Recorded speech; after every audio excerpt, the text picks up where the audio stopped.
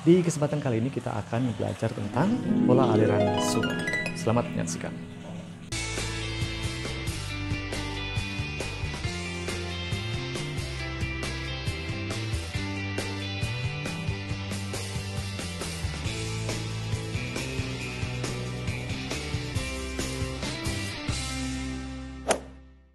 Mungkin tidak banyak yang menyadari bahwa air sangat berperan dalam perubahan bentuk kulit muka bumi.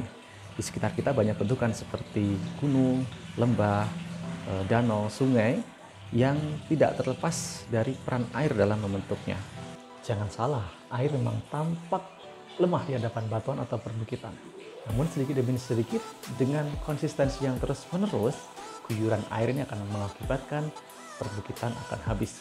Kalau kita pernah mendengar dari bahasa sedikit demi sedikit lama-lama menjadi bukit, dengan air akan diubah menjadi sedikit demi sedikit lama-lama menghabiskan bukit. Nah, bentukan air yang paling terlihat di sekitar kita adalah sungai. Kalau kita lihat sungai di berbagai wilayah di dunia ini, ada banyak sekali bentukan pola aliran sungai yang bisa kita amati.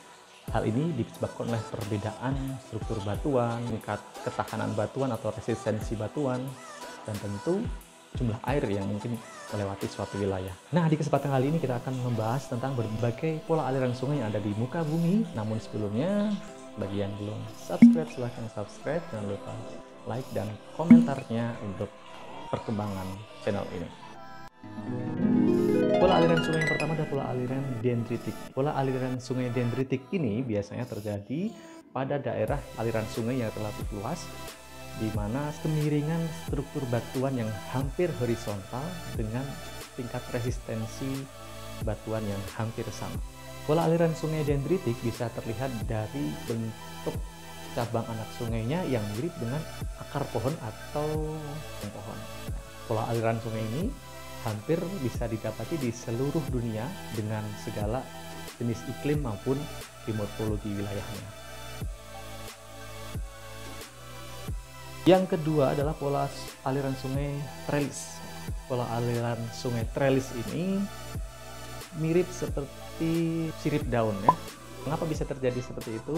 Ya, karena pola aliran trellis ini terjadi di daerah yang diapit oleh dua lipatan.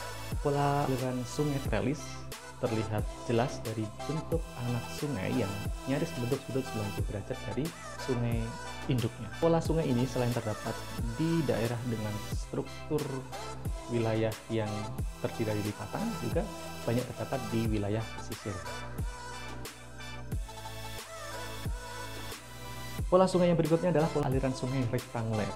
Pola aliran sungai ini terjadi di suatu wilayah yang di sana terjadi peristiwa rekahan atau patahan. Sungai ini dicirikan dengan bentuk sungai yang menyerupai bentuk persegi atau mendekati sudut 90 derajat. Sepintas memang mirip dengan sungai trellis, yang membedakan adalah bahwa di pola aliran sungai rektanguler ini tidak ditemui adanya struktur ataupun jaringan antar sungai. Pola aliran sungai yang berikutnya adalah pola aliran sungai paralel. Pola aliran sungai paralel adalah pola aliran sungai yang arah aliran sungai anakannya atau sungai percabangannya ini sejajar dengan arah sungai induknya. Pola aliran ini banyak terdapat di daerah yang memiliki batuan seragam dengan kemiringan lereng yang sama. Pola ini umumnya ditemukan di wilayah pesisir yang sempit atau di wilayah perbukitan yang panjang. Pola berikutnya adalah pola radial sentrifugal. Pola aliran ini ditemukan di daerah topografi yang berbentuk seperti kubah, dom, dengan lereng yang divergen dan ditemukan di semua arah. Daerah aliran sungai berasal dari puncak topografi ini dan menyebar ke segala arah dari atas perbukitan ini. Sungai berikutnya adalah pola aliran radial sentripetal. Nah, sebelumnya kita sudah membahas pola aliran radial sentrifugal yang mana berada di daerah perbukitan bentuk kerucut. Kalau pola aliran sungai radial sentripetal ini kebalikannya. Pola radial sentripetal ini berada di daerah lembah atau berbentuk cekungan. Pola aliran sungai seperti ini banyak terdapat di wilayah Asia Tengah, ya, di mana banyak aliran sungai yang bertemu di sebuah wilayah lembah, ya, laut pedalaman, atau cekungan struktural.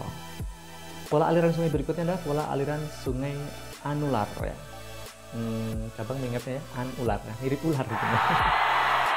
Pola aliran sungai anular adalah aliran yang melingkar, ya, jadi di dataran tinggi, biasanya berada di daerah yang memiliki struktur seperti kubah dengan komposisi batuan keras dan lunak sedemikian rupa sehingga menyebabkan bentukan sungai itu pada akhirnya melingkar.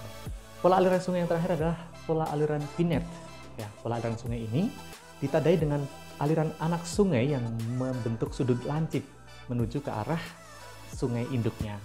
Apa penyebabnya? Sungai ini terdapat di daerah yang memiliki lereng cukup tinggi dan curam.